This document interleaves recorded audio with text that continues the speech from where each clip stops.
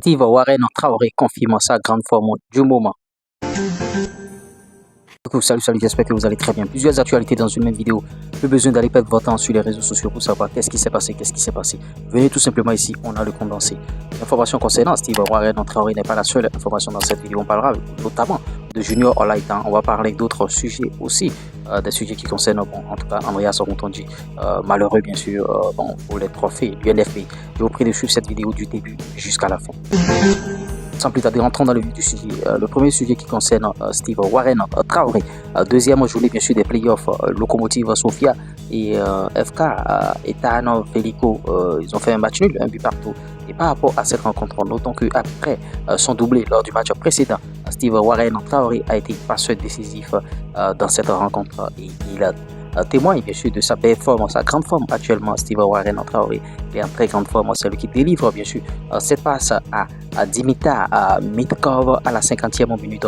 D'autant que Steve Warren Traoré a joué 90 minutes et il a commencé par briguer une place de titulaire au sein bien sûr de cette équipe. Notons qu'il a joué au total 25 matchs pour 9 titularisations et 16 entrées en jeu. Il a marqué 3 buts et délivré 4 passes décisives. Et bon, en tout cas, on est en train de constater que l'entraîneur du joueur a commencé par avoir confiance en lui et il est en train de démontrer tout le bien qu'on pense de lui et on espère qu'il continuera bien sûr sur cette lancée. Junior Olaitan s'excuse auprès des supporters de l'Estac.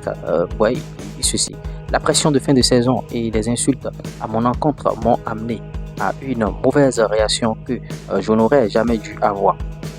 Que je regrette, pour laquelle je tiens à vous présenter mes excuses les plus sincères. Olaitan, c'était bien sûr sur Instagram, le joueur a présenté bien sûr ses excuses. Bon, vous voyez, c'est pourquoi à un moment donné, il faut savoir raison garder.